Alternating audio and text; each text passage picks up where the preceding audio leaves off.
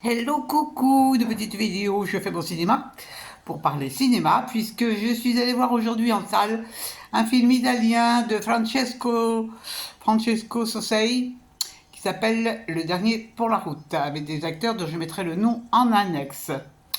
Alors, comment débriefer ces histoires? On peut pas la débriefer parce que c'est un film où il n'y a pas de début, il n'y a pas de fin. Il y a juste deux hommes, enfin trois, dont on va suivre les déambulations alcoolisées, enfin pour les deux premiers, pour les deux amis. Et en fait, c'est un film pour moi, qui représente beaucoup de choses sur l'amitié. Parce que ces deux mecs qui ont la cinquantaine sont... on ne sait pas ce qu'ils font. On suppose qu'ils ont fait des trucs pas très clairs dans leur jeunesse, mais on ne sait rien d'eux. Bon, c'est pas des épaves hein, non plus. Ce sont des types vachement humains, très sympas, très très sympathiques.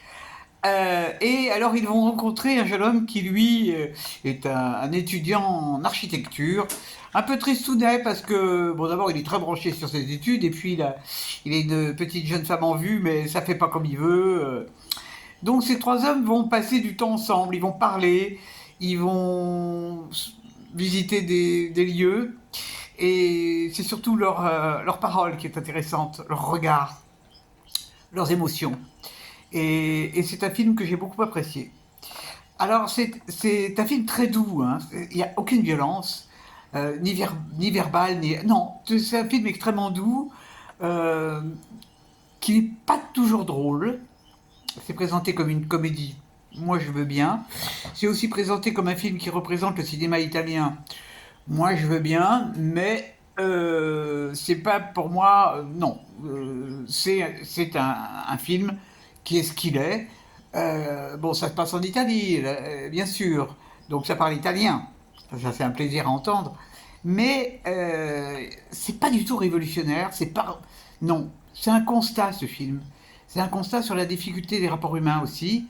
Et ça se laisse regarder avec beaucoup de tendresse. Parce que ces hommes, il faut un peu mal au cœur, quoi. Euh, c'est tellement significatif, je trouve, de la vie actuelle, euh, que vraiment, je ne sais pas quoi dire d'autre. C'est très étonnant comme film, très étonnant.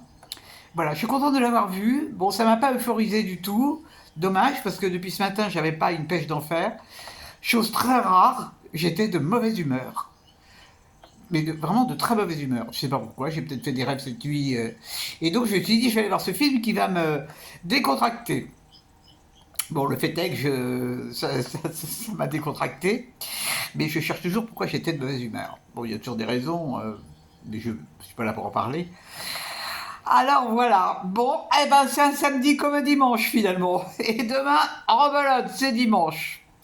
Ah, on va ravigoter la bête. En tous les cas, si vous avez la possibilité, moi je vous recommande ce film qui est vraiment, c'est un ovni ce film.